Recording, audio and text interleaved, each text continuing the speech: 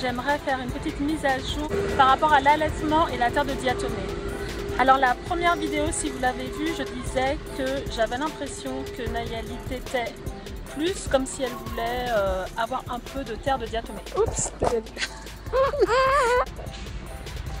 Donc je disais que la dernière fois, j'avais l'impression que Nayeli voulait avoir, elle tétait plus. Et comme si elle voulait, elle aussi, un peu de cette terre de diatomée. Mais hier soir, après un mois d'utilisation de terre de diatomée, Nayeli s'est plaint pendant qu'elle était en train de téter qu'il n'y avait pas de lait. Et là, je me suis dit, ah ben peut-être que la terre de diatomée a un effet sur la quantité de lait que mon corps produit. Surtout que ces derniers temps, pendant la nuit, il y a eu des nuits où Nayeli a littéralement passé toute la nuit au sein à téter toute la nuit. Donc j'ai pensé que c'est qu'elle passe par un pic de croissance où elle a peut-être besoin de plus de lait et d'être nourrie beaucoup plus.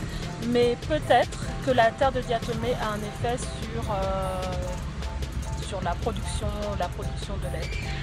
Donc j'ai cette impression, parce que ces 30 derniers jours, en effet, elle tète beaucoup plus souvent et beaucoup plus longtemps, elle reste beaucoup plus longtemps au sein. Donc voilà. Mais autrement, il y a des effets